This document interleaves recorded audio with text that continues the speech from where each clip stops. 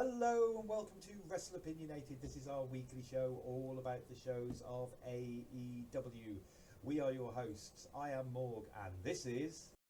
One take, I'm busy, Matt Strange. And this is... Hey people, it's Muir.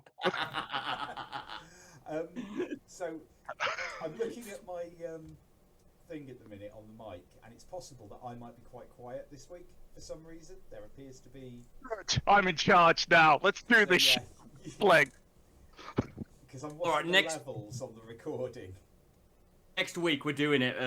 Muir will be the person who keeps us on structure. There we go. There's a challenge. We'll reverse roles. I'm the most unstructured man ever. Alright, it'll be fun then, won't it? How are you guys anyway? BTE, it was good. Okay.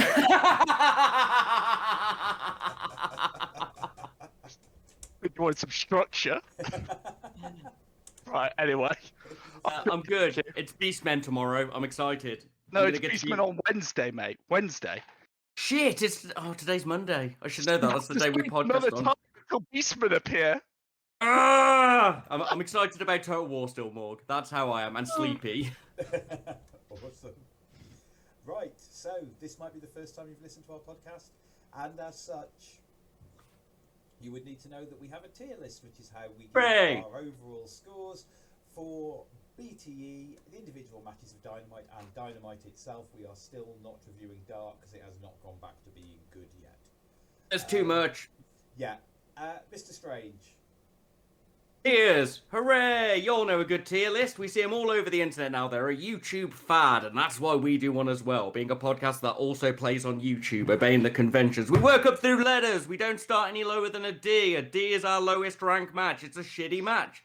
Maybe it was a poor short squash match. Maybe it had no plot. Maybe it was botcherific. Maybe it was an overbooked clusterfuck of a gimmick match. That's a D. Surely we won't need that today. Surely. From there, we rock up to what we like. A C. C is a good match. That means the wrestling's good enough, the story's good enough. We care why they're in the ring. We can watch it. We're not expecting our minds to be blown, but we've had a good time. C rank match. Good. Rock up to a B from there. Match +1. B's just got that tighter match, that story you're more engaged with. Everything in the ring is cooler, crisper. It's better than a good match. It's a woo match. B, match +1. Regular top of the scale is A. A is a really, really good match or a really, really good section. We want really good story in there. We want really good wrestling. We want some stuff that breaks expectations, mixes it up a bit. You know, a proper bit of entertainment. Probably your best of the week. That's what we want from an A rank match. And the top of the tree is the legendary S-rank match. S-rank matches are the things that only come around now and then. Ends of great storylines. Beginnings of great storylines. Brilliant stuff in the ring. Paradigm-breaking moments that shock and amaze you. Undead wizards versus biker gangs. Ninjas versus luchadors. Fucking Vince McMahon being the secret leader of an evil organization. S-rank moments. Stay with us, and they get memed about for ages. Good or bad, I suppose. So that's it. D, shitty. C, good. B, very good. A, awesome. S, rare magical moment. Boom. Awesome. So, going to do a combination today. We're going to roll our news and our social media in together because Mr. Strange has something interrelated to something that happened this week. Slight spoiler for later on, but... Yep. Over to you, Mr. Strange. So, I don't have the man's complete name because I don't believe in giving him fame on Twitter. But the man who jumps the ring in this episode, Fat Paul or something like that, went to Twitter afterwards. He also has a wrestling podcast, would you believe? To go, yeah, Jericho punches like a pussy. Aren't I cool, Jim Cornette? And pretty much Firstly, he went to Jim Cornette going, yeah, I punched those wrestlers you don't like. What do you think, Jim Cornette? And Jim Cornette basically went, how fucking dare you get in the wrestling ring, you piece of shit. Which is brilliant. Because Jim Cornette, obviously the voice of anti-vanilla midget flippy shit and gimmick matches normally, still respects the industry. So Jericho called him out. It all comes down to one big thing, the best bit of the footage, which is this guy going on about how badass he is, about how MJF pissed himself, about how Jericho punches really soft. But the complete footage from a fan shows that he was pulled out of the ring by Justin Roberts. Justin gets hold of his legs, whooshes them out from under him, he hits the deck and slides him out. So this badass man who tried to impress Cornette and is talking about how hard he is, was not only just fucking shamed by Cornette, he was pulled out of the ring by the fucking ring announcer. Not even one of the wrestlers. Do you also know that I'm king of the ninjas as well, mate? I'm dead hard. You are dead. Fuck it, I could fight a wrestler. I'm Yes, mate. No, you couldn't, mate. That some of them might seem a bit chubby, some of them might be a bit short, but look at them. I know, Anybody mate. who says I can beat them in a fight who can't do a moonsault, I just don't listen to. That's my go-to on physical condition. I can't do a moonsault, and I've been in fights. I wouldn't fight a wrestler because I can't do a moonsault. But there we go, social media and news all in one. Ring jumper got fucking owned by the person he wanted to impress, and just shit on by everybody, basically. Good times. Cornette, Excellent. Just tell him to fuck himself. I have just fixed the mic problem.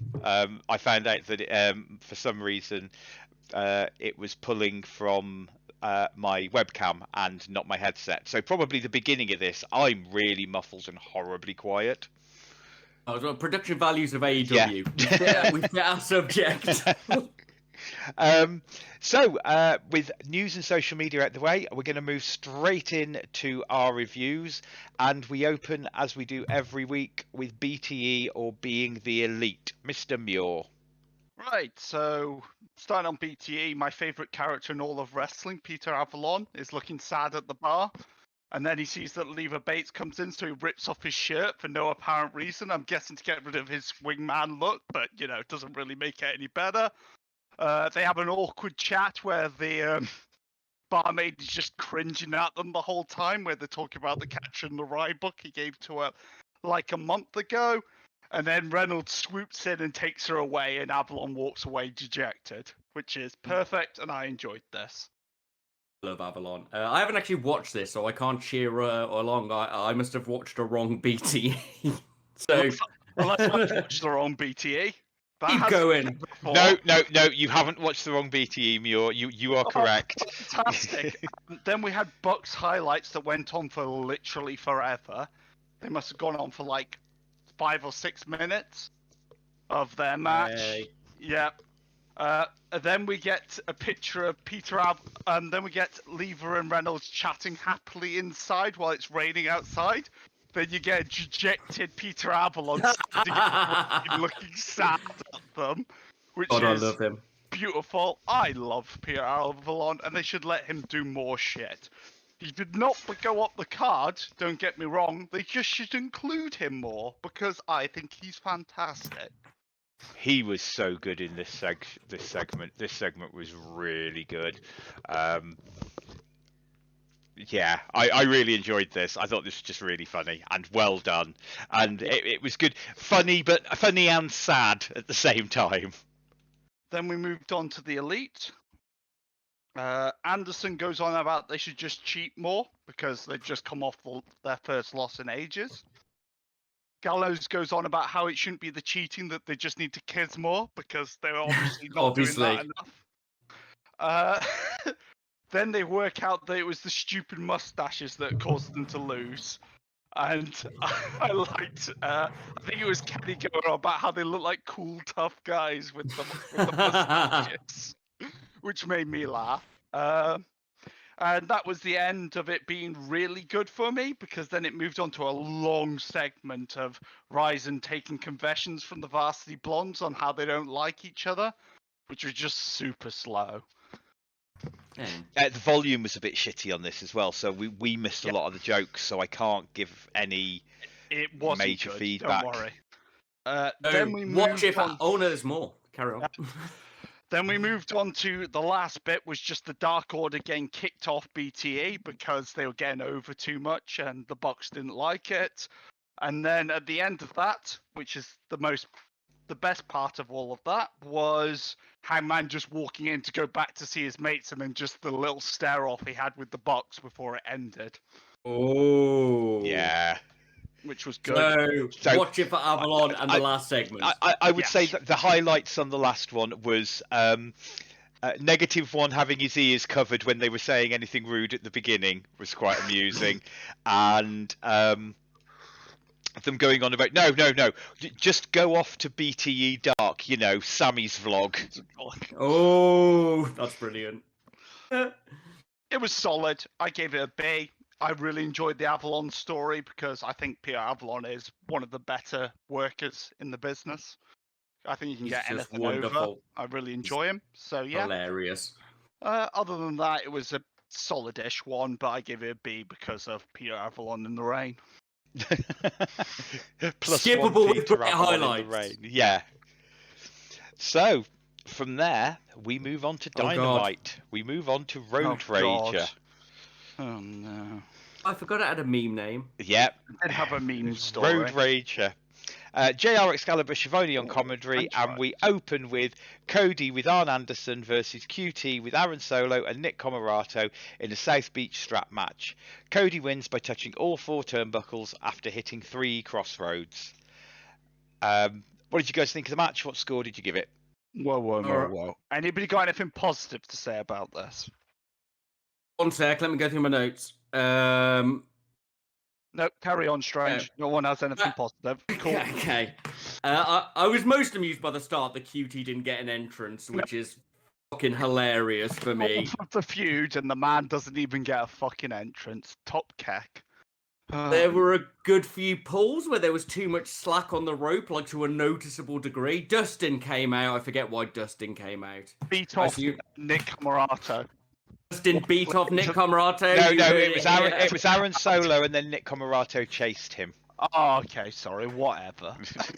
There were multiple times in this match where I thought both people could have already won. There were some awkward, weird slams with the strap. The lights went out. I thought it was a production error. More on that later. But one of QT's best moves is the backbreaker flatliner, and Cody took that wrong. It was slow. It was bored. I've seen the worst attempt to wrap up a man with anything I've ever seen. And I've got 7 brothers and sisters, all, well, mostly younger than me. So you've wrapped up a few kids, that's what you're saying. But I've watched kids try to tie each other up, and as a loyal and good big brother, I made my siblings strong through bullying. Cody had a comeback, and then he won. I hate the gimmick. The strap didn't make anything look cooler. It's the same match, and the Nightmare, the non-Nightmare Factory lost again. Yep. It was lame. He never loses. He's like an 80s cartoon hero. Just fights any villain who shows up, and it was terrible. I gave it a D. No. Because I don't want to talk about this, I'm giving it a D. Right. Cody obviously knows he looks like Homelander from The Boys, right? This can't go past, right? Someone's got to have told him, or he's got to have planned this. Correct? Everyone agrees with that, right? Yeah, okay, yeah. Okay, so is he playing the Homelander gimmick of, I think I'm a hero, but I'm actually a sociopath, monster? Is that what he's going for? See, I wondered whether QT not getting an entrance was actually preset to set up for QT to complain. I don't even get an entrance at the beginning. Yeah. I wondered at that because I nearly wrote it down as no entrance QT on my my thing. Are they trying to play off that Cody's actually the bad guy? Are they turning the whole of the Elite? But Cody hasn't interacted with the Elite for decades. Yeah. That's my question on it. Is it like? But why wouldn't you make the Factory more sympathetic if you're trying to do that? I don't know what they're trying to do. I think they're trying to blur the lines of grey between heel and face, and it's just not working at all. Because they're also playing into USA Great and shit like that, from the 80s. So you're trying to make it very simplistic, but you're also trying to make it complex, which I don't think's working at all for them. If I'm putting on my movie brain. Yeah. I don't know. It's just not very good and it's shit. Storyline is less consistent than Black Widow. The Raptor feels that actually the reason why he was wearing the jacket was because Brandon Cutler's wife had told him he had to wear it more than just once. That was her theory. I mean, that is fair. It is a very pretty jacket, but as soon as you see him wearing that, it's like, oh, it's Homelander, you know? But, okay, that's my feelings on it. So, Did you add Morg? no, I mean, it was all right. I don't like strap matches, so I gave it a C because I don't like strap matches, and just assumed I hated it because it was a strap match, if that makes sense. Yeah, no, that's fair. It's a shit gimmick, man. Yeah, I don't like. Yeah, I don't like the touch the four corners. I've never liked it. I'm not a big fan of gimmick match. If it's not TLC or Hell in a Cell or War Games, I'm not very sold on it generally as a gimmick match. You're not down with any gimmick that's, ye oldie timey gimmick. But there's a reason those other gimmicks have stayed around while stuff like strap matches has died, because it's not fun. You know? Gonna be Nick Comoroto on a pole next week. Oh, I can't wait. Person who wins, Cody gets to keep him. We haven't had a thing on a poll for ages. Right, moving on. Sean Spears promo. Thoughts, scores? The best arrival of a chair I've ever seen in a promo. I actually laughed out loud for quite a while. It properly spanged into his face from nowhere. Those are my thoughts. It was fun. I enjoyed this. I'm liking this. Going to be Cody versus... not Cody, bloody hell. Sean Spears versus... Sammy, which I think will be a good gimmick match, a good gimmick between them. Jesus, I think it's they've got all the right people from the two factions fighting each other, in my opinion. Yeah. I do think that they need to actually keep Conan around. He doesn't need to necessarily do anything because obviously the Inner Circles don't need a manager, but I think they just need to keep Conan around just because it just makes the two teams exactly even. Yeah, it's the mirrored. And I don't have a problem. Different styles. Yeah, I just like that. It like my brain likes that. Right. Following on from that, Kenny and Don Callis in-ring interview. Dark Order interrupt. Elite beat down on Dark Order. Hangman for the save. Thoughts and scores. It's Bangkok, baby. My sides, my fucking sides when he did that. Callis is great. And Callis did a great build-up on everybody's Kenny's beaten. He didn't actually shit down on them. He said he was good. I love Uno and his weird sort of bendy villaininess. And he's really upped his game on the mic. He did not feel awkward or out of place at all. Nope. Obviously, it's Bangkok, baby. Just fucking wrecked me. Kenny's face when Hangman's music hit. What was Hangman's top? I've written down it was great, but he had a ridiculous cowboy top. Oh, that's right, yeah, his purple fucking thing. Yeah. Hangman had fucking brilliant facial expressions through this. He always tells a story with his face, and he's great because of it. Good stuff. I gave it an A. I still think this is too early, but I really enjoyed it. It was funny. I love the "you got fired" chants for Dawn, and then he's saying that all great men are fired, not resigning, which I thought was quite funny. It's heel gimmick, great. It's Bangkok, baby, would just fucking ruin me because I'm a child. And it was good. I gave it a high B/A. I really enjoyed this. When Hangman... So this was one of the two things I had ruined for me because of the internet. Fuck you, What Culture. Normally, I would be singing your praises. It's a great channel to watch, but fuck you and your spoilers because you spoiled two things for me this week. Though it might have actually been AEW themselves that spoiled the Hangman and Kenny in the ring. Normally spoil themselves, I'm going to have to make a new YouTube account that I don't watch any wrestling on. I really enjoyed this. Obviously, big pop for when you had the babyface come out and Hangman came out to face Kenny. I don't like the idea of them facing off at Fyter Fest unless we're going to go down a real slow burn where Hangman gets beaten by Kenny but keeps being the number one contender, not being beaten by anyone else. So he keeps, he's still there. So we can still have Hangman having his "I wasn't ready" and the Dark Order to rebuild him up. So we'll see what happens with that. I really wanted Pinnacle versus Elite not Pinnacle, Inner Circle versus Elite with Inner Circle as the faces, Elite as the heels this time for a little bit. But we'll see what happens. So moving on from there, we have a JR sit-down interview with Darby Allin and Ethan Page. Thoughts? I just wrote down JR and the kids. Yeah. Yeah, good. There was a real feeling of anger between them and actual explaining of their rivalry, which has been shouted about but not actually gone through. Good enough. Yeah. Solid, see? Yeah. That's interesting. I gave this a B. I thought this was really good. I really enjoyed this as a telling of the story. The anger, the passion in both of them. The feeling you get that they must actually get on one way or another, with Ethan Page having had many years and going, yeah, I drew you up and made you. Yeah, you draw someone up and made someone who you think is worthy. That is a known thing. Completely. Yeah, but I enjoyed that. Right, following on from that. The Pinnacle, which was FTR and Wardlow, with Tully versus Inner Circle, which was Proud and Powerful, and Jake Hager with Conan. Pinnacle win when Wardlow pins Hager. Thoughts and scores? I think I wanted more from this. Like, I can't say it was bad. I enjoyed it. We had a great start with Santana and Bald FTR, and Santana and Ortiz both look in fucking shape. Like, you couldn't see a lot of Ortiz, but he's obviously been working a lot more. There was a fucking great Cash, black-haired one. Catch of Ortiz into a slam. Ortiz was brilliant through it.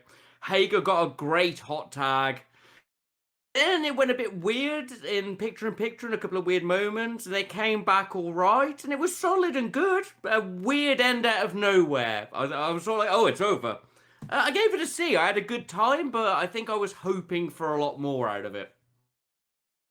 Sadly, like a lot of wrestling, the break really killed this for me. I thought it was real smooth at the start. I really like this trios for the Inner Circle. I think it really helps Hager. Hager does. So much sure about it for the Inner Circle. For the Pinnacle, I don't think Wardlow needs somebody, but it does mean that somebody can be pinned for Wardlow to keep him strong. But yeah, it was solid. I like the Hoss off. It had a okay ending, and I gave it a low B. But yeah, high C. Yeah, quite enjoyed it. It was fairly good. I think suffered from the same things you guys said, where it was a bit up and down. Really enjoying Hager. Yeah, he's really coming back. Yet again, AEW does it. Someone but I've always seen potential in him, and I've never seen anyone actually capitalise on it. And I'm starting to feel that AEW have worked out how you book Jake Hager. I did come in negatively after he ruined Lucha Underground. Yeah, Nobody and I think they didn't. Strong. They did. Yeah, they didn't know how to book him. Dub Z never knew how to book him, and I think AEW have got it right. Give him a stable to talk for him. They'll give him the present. He's good in the ring. He just needs presence, which he's got physical. He's got physical presence. That's what I mean. But being a bit goofy in the background really helped him when they were heels. But not being a serious heel helped him for me. When he was just a bit of a goof, I enjoy it. Yeah. You know? And now I'm quite enjoying him as a badass babyface. So yeah, it's working. So following on from that, we had a Good Brothers promo. I fucking love this. This was a proper NJPW promo for an NJPW match, and I've liked every time AEW have done these because they get the characters over, they give a brief explanation of everything, and they do it really tightly. And them just shout, we're going to do our favourite thing, booting up John Moxley! Properly broke me. I loved it. Realistically, I'd like to give it an A, but I think it's a B because it's just really tight and well done, but I love these crossover promos they do. I think they're brilliant. I really liked it because I thought it elevated Anderson really well. Because the thing about Anderson, he's sort of been in the background and everyone's not remembering like who he is, you know. But this actually did really well at reconnecting that he is the machine gun. You've got to fear him, and he's going to take that title next week. Yeah, I thought it was good. It got the message over. The only thing that Raptor kept commenting on, and I thought was fair, was the fact of that was a short paternity leave, Mox. Yeah, fair. He's got to lose that title, mate. Yeah, He's had it for like 3 years. I think he's coming back for a one-off just to give that belt up and then going off. Yeah, it makes sense. The NJPW expects you to wrestle. So you think that he's going to lose? I would expect so. I think they've got to get the belt back active because that belt's been dead for a year. Those two have a lot bigger reputation in NJPW than Mox does. Oh God, yeah. That's fair. That's hugely fair. so. Following on from that, MJF and Jericho in-ring face-off with the aforementioned fan run-in. We don't need to talk about that. What did you think of MJF's stipulations for Jericho? Was it he just has to fight them all in one night? No, he has to fight all of the inner circle. After another. Well, he says he's going to have to face 4 people, but they want you to think it's the Pinnacle, but it's going to be the circle. Yeah, I think that's a good call. Oh, that's quite clever. I quite like it. Well, we start with it. I like the fact Jericho referenced the Ring Invader when he was like, I should have let that boy beat shit out of you. That's good promo work. I'll do anything, even have sex with your mother. Again, fucking brilliant. My 12-year-old in my heart looked up from Harry Cheshire High School and was like, yo, that's dope. Yeah, it's alright. The Judas effect at the end was fucking awful, sadly. Yeah, well, you can't have it all, can you? I'm down with the Trials of Jericho. It sounds religious, which is how you build your best stuff in wrestling. Yeah, wicked, good stuff. Yeah, it's solid. I enjoyed this. Yeah, it was all right. Yeah. Moving on from there, Britt Baker backstage interview. A lot of interviews and in-ring segments. Britt Baker backstage interview. Any thoughts? God, she's fucking great. Senior citizen Vicky Guerrero. All of it flowing natural. She made a Saudi reference. I literally went fuck at my TV. Yeah. Loved it. Gave it a B. More of it. Her little moments are always, really good. Like Britt. She's like girl MJF. Woman MJF, sorry. Yeah, she's solid. Glad Rebel's okay-ish, So that's nice. And yeah, she was real good. Made me enjoy it. I gave it a B. What me and the Raptor liked about this, or noticed about this, was it wasn't really a heel. I'm not saying it was a face promo, but it wasn't a heel promo. It was just a solid promo, which could be because the person that she's facing, it's very difficult to go, you can't heel up against Nyla because you just suddenly destroy all of her mystique. Yeah. But obviously, you're Brit and turning face, turning face, definitely not yet, even with the crowd chanting DMD with you. She needs to stay heel. She needs to stay heel. Yeah. So, moving on from there, we had Matt Sydal versus Andrade with Vicky Guerrero. Andrade wins with the Hammerlock DDT, which I believe he's calling El Idolo. He is. What did you guys think of the match? What score did you give it? I really wanted this to be a lot better than it was. We did get a blessed skull mask entrance for Andrade, flashing back to the old days, and he's looking in great shape. He looks fucking wicked. Nice. He did. Yeah. That twisting brainbuster he did looks like the most painful move I've seen a human do. Like, I was honestly worried for Matt Sydal. And we do get some cool stuff in it. We've got Andrade does his moonsault into land into moonsault, which is always a great spot. Andrade doing the Three Amigos for Eddie was really nice. He's linked with Vicky now and stuff like that. Can I just cut across on that one? I liked the fact he didn't do the Three Amigos. He did the Two Amigos and then stopped. Yeah. And didn't do the third one. But yeah, a lot of cool stuff in this, but it was just a bit off in chemistry. Like, they didn't seem to quite connect, or I don't know, just something was weird about it. And it was slow in the break again. Once again, more good stuff. Sydal's got some fucking great kicks. He looks great. And the Sydal sal on the lariat that he took was amazing. We had some brilliant buckle throws, and it picked up for the ending. I don't think El Idolo is a good finisher. I don't think it looks good. I'm sorry. So overall, it had good stuff. I enjoyed it. We've got the bit of the base story and some things. But I can't really give it higher than a C, just because, I don't know, something about it just seemed with me. I think Matt Sydal looked better in this match. Yeah. I really thought it was a bit off. I really enjoyed some of the moves, and I do like him, but I'm not sure. Yeah, I gave it a C myself, sadly. It wasn't great. Yeah, I was exactly the same. I was a bit like, I expected this to be really good. I've enjoyed Andrade's work that I've seen before. Obviously, I know him from NXT when he'd had a couple of absolutely corking feuds before we moved to the main roster, and they did fuck all with him. But you know, that's what happens if you're really good at NXT. Yeah, and it was all right. Yeah, it was fine. It was a match. You know, I say it was a match, and that sounds like I'm being harsh, but I'm not. It was a match. It was a wrestling match that had a reason for it, kind of.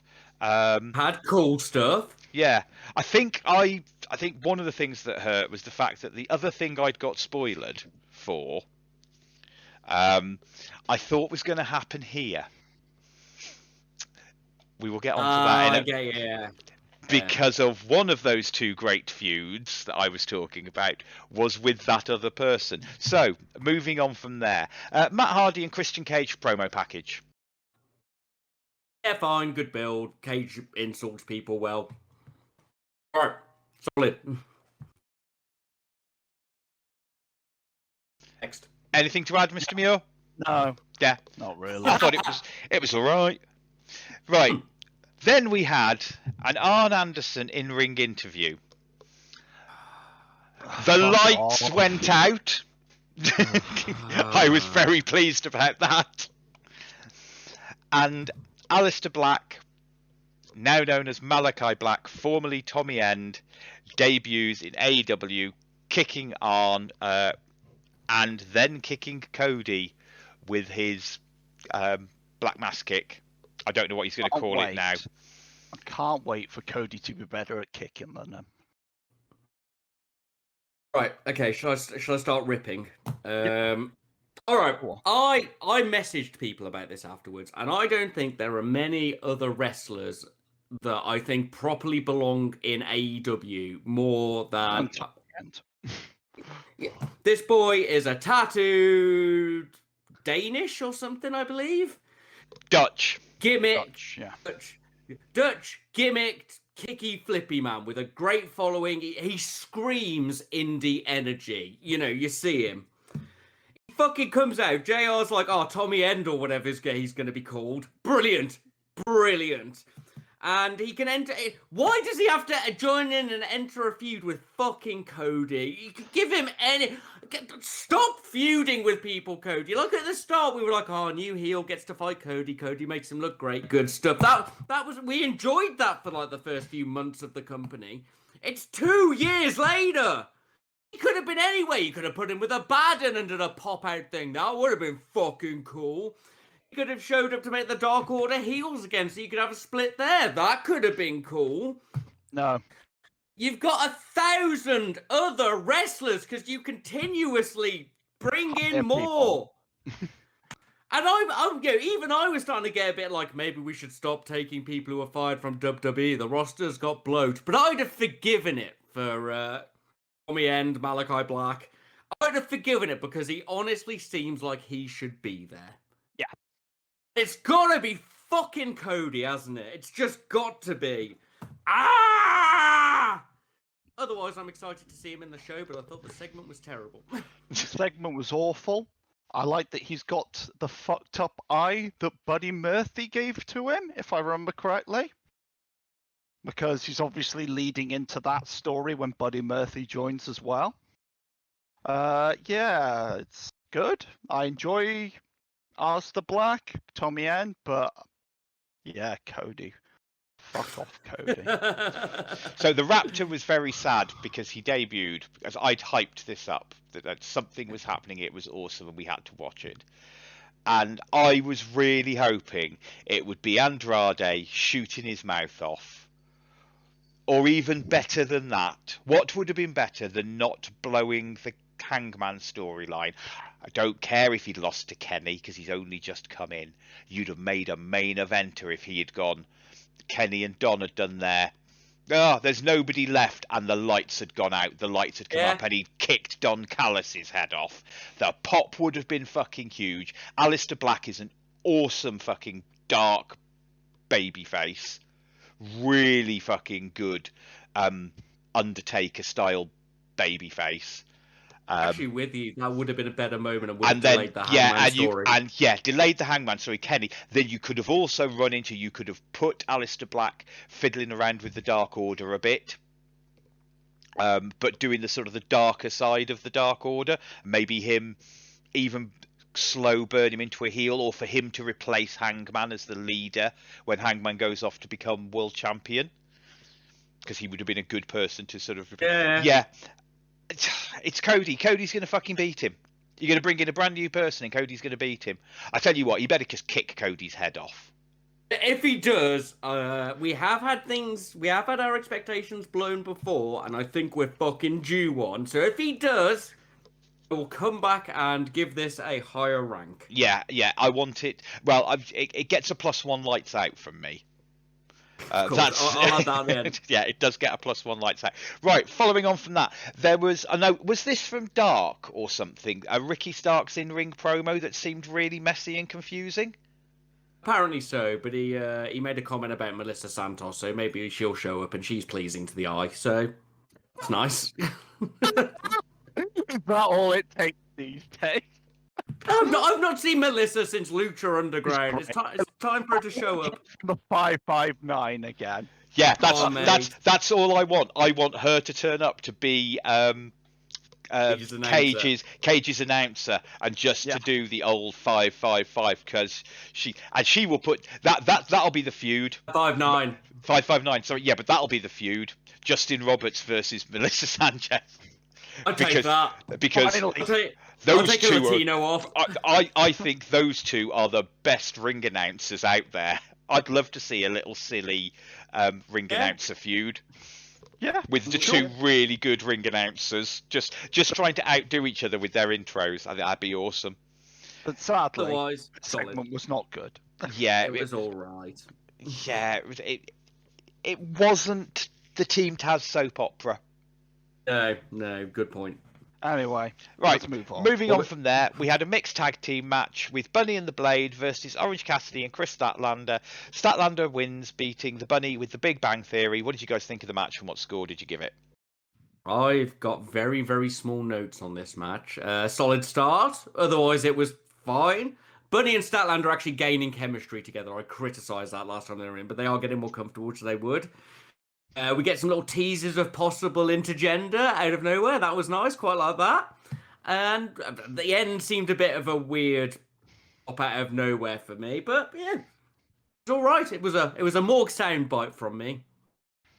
It's all right. There we go. Also, Morg soundbite from me. I like the Area 451 Splash. That made me laugh. It's a good name for her. Other than that, yeah, it was just generic sort of indie shitter match. You know, not like that's a bad thing, but it was a solid C. Yeah, solid C from me also. I liked a couple of little things. I liked I did like the Brass Knucks and Statlander spotting it and doing the tag. That was really good. I really did like. This is always good. Yeah, I was about to say, baby faces that aren't fucking dumbasses. So following on from that, we get a very quick Jungle Boy gets awarded for his 50 wins trophy. I don't think there's anything we can say about this because it was literally that. Where was Andre the Giant getting a smaller trophy so he could get upset at him? And then we had American Top Team. I've got no idea who these people are. Their coach cuts a massive heel promo, and then Lance Archer for the shutdown on the promo. Poor Jim Cornette, he got beaten up so badly. So what did you guys think of this? I have some theories about it. This guy was great on the mic. Wasn't he? I went from being against this at the start. I was like, oh, cool, it's MMA talkie, man. Yeah, whatever. There was a guy in the background on his phone. I even commented that was me. Then he started spieling in that very Jim Cornette Healy way. It was great. And he put over some of the talent and stuff by shitting on them. He had really good crowd control. And I was like, oh, okay, where's this going? He's walked in, he's shit talking. The fucking lads ran out. And I was like, yeah! Killing lads. Dude took a fucking finisher. Fair play to him. It went from me being confused to a great promo to a fucking solid bump. What a lad. Technically, from my experience, from how I rate things, it was good enough, entertaining, and the promo was solid enough for me to give it a B. But for how it spanned my expectations round and how I hated to start, I gave it an A. I'm like, fair play to that man. Bring him back for some more stuff. They need to get him in as a manager for someone. Get him in as a Healy manager for like old-timey wrestlers. Yes, mate. Yeah, he like more than me being confused for the first like 15 seconds of this. Like, what the fuck is this bollocks? But yeah, he was solid. I just would like to see it actually go somewhere. I hope it isn't just because they were in the area and that's it. You know, if you're that would be a real shame. You know, because you know, you can't give a women's match on this show. So, but this guy gets 5 minutes. You know, like he was good. Don't get me wrong, but you know, if you're not going to use him again, why are you doing this? Oh, your women's match was your mixed tag. So the one thing I thought was hilarious was the fact that the woman who was with him, the female MMA fighter, was so into the crowd and along with the crowd and cheering all the actual TNA. Yeah. Every time they cut to her, she was like so not cheering him. I have a feeling what this was local MMA coach is a big wrestling fan. And he's just actually a big wrestling fan because he knew all the names.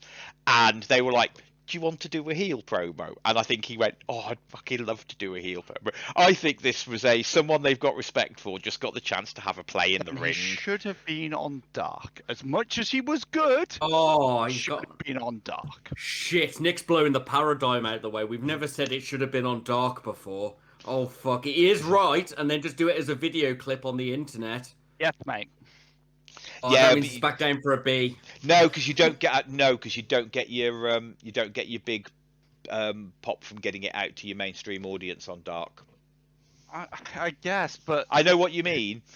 But this isn't Bellator or UFC, mate. As much as this guy was good, he ain't from the top fighting leagues, is he? You know? I don't know. I think his guy is fighting in UFC, isn't he? Wasn't it a Colin McGregor match? From a different. No, I think American Top Team is their stable. Okay, yeah.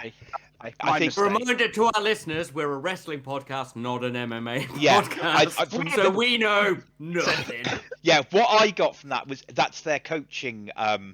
Cool. Okay, fair enough then. My mistake, but that's still. Yeah, that's their his gym. That's the word I've been looking for, or dojo. I think he was the coach for it. That's cool. Yeah, fair. And it was basically giving Lance Archer a face shutdown on somebody in a very Lance Archer way, which is the other thing I liked. He took a finisher. He didn't just come out and get punched and thrown at the ring. He legit took a finisher. Fair play. The matches. Yes, mate. Right. Following on from that, so are we? Well, I'll find out at the end what our overall score is. Right. Eddie Kingston and Penta versus Eddie and Kingston and Penta with Alex Abrahantes versus the Young Bucks with Brandon Cutler for the Tag Team Championships in a street fight. Don Callis joins commentary. Thoughts and scores on the match? Right, here we go. Thoughts? Right, I've had a bit of a weird one with this. I'm going to open with the fact my first note is that I can't get over Penta's Ribena mouth. I appreciate people like the Joker, but it's so faded and purpley. It just looks like he's trying to... We had a good few moments in this. We had a chair slam kick spot near the opening that was great. A camera missed a table destroyer. Good work, cameraman. Weird pacing for the first bit, let's say that. And then Penta just ate shit for what felt like ages. But it's okay, as soon as Penta taunts, he gets all his hit points back, we know this.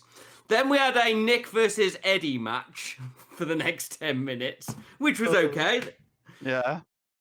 solid Penta comeback when he actually got back into the ring after he was dead for ages. And I like the Penta step off Kingston into the DDT. I think that looks really cool. I like the 450 splash onto the ref to stop the count. That's pretty good. Yeah, alternative, you can break the rules.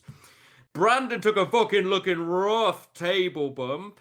Yeah, we had a second ref takeout, which is rare, and it just got a bit clusterfucky. Then pins came out, and I was like, yeah, why not at this point? It's 200% indie, and they threw some pins in faces and stuff.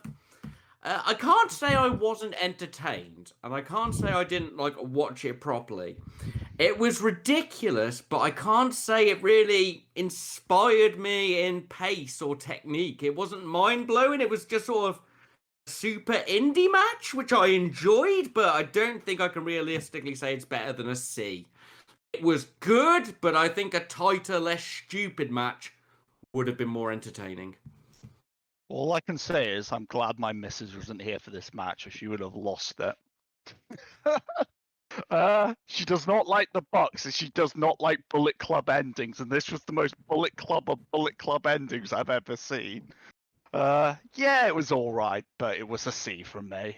I don't think it gelled as well as I was hoping for, and yeah.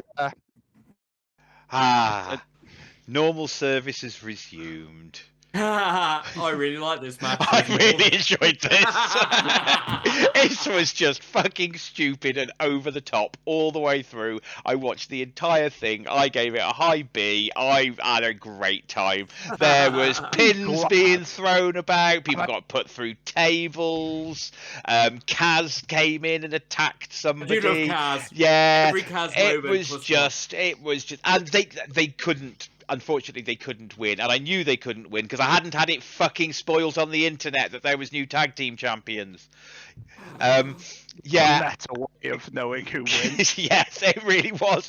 That was the conversation me and the Raptor had at the time. Was the fact, well, I don't think they're going to win because I haven't had it spoiled, but that doesn't mean I just haven't seen the GIF for it. Yeah, I enjoyed this. I was thoroughly just absolute stupid hardcore match. I thought it was a great street fight.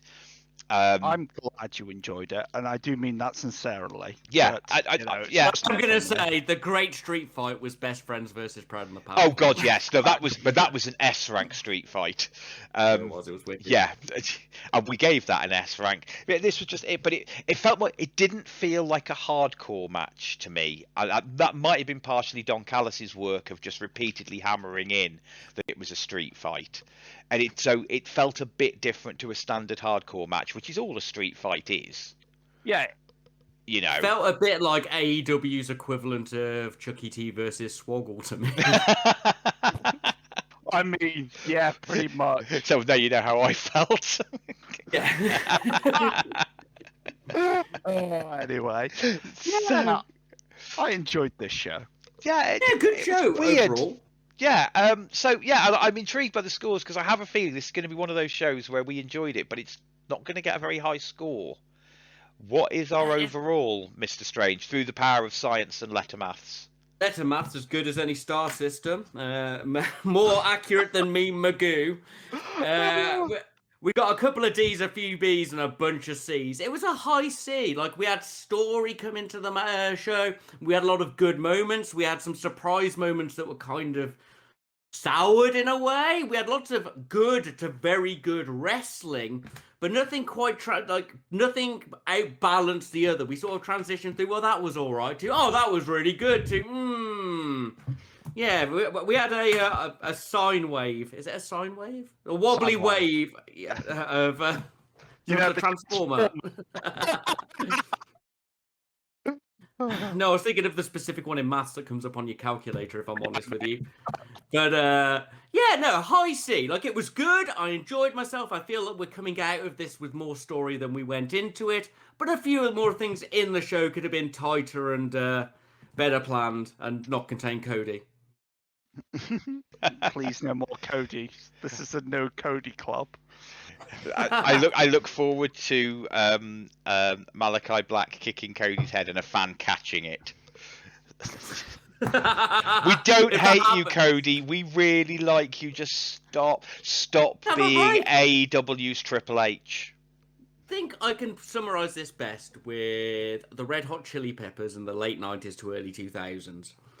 Or Foo Fighters, if that's more your leaning. They just knocked out good album after good album after good album. You might not have loved the albums, but you had to admit they were good and well written.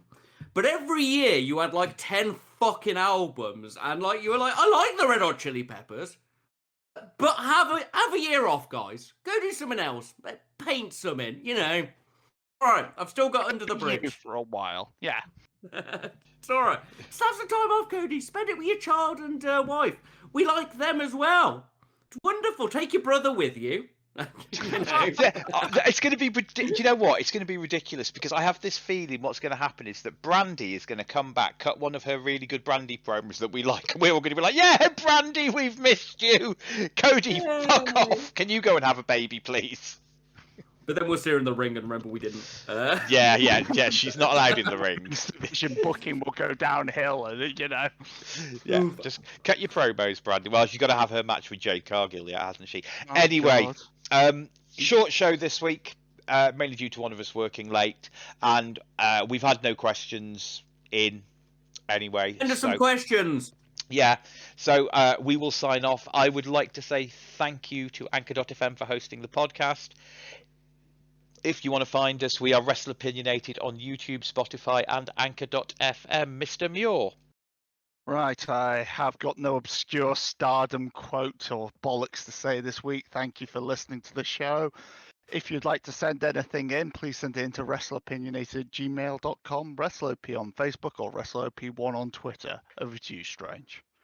Thank you very much for listening, and as you both love and pity us, please click that like button, that subscribe button, share this to your wrestling friends, make them listen to us talk about wrestling. As you know, we are the absolute best place you can listen to people talk about wrestling because it features me, a handsome man who swears a lot. Anyway, please like, share, subscribe, tick the little heart thing on Spotify, click whatever it is on Anchor, and once again, thank you for listening. Back to you, Morg. So all that's left to be said is goodbye and good night.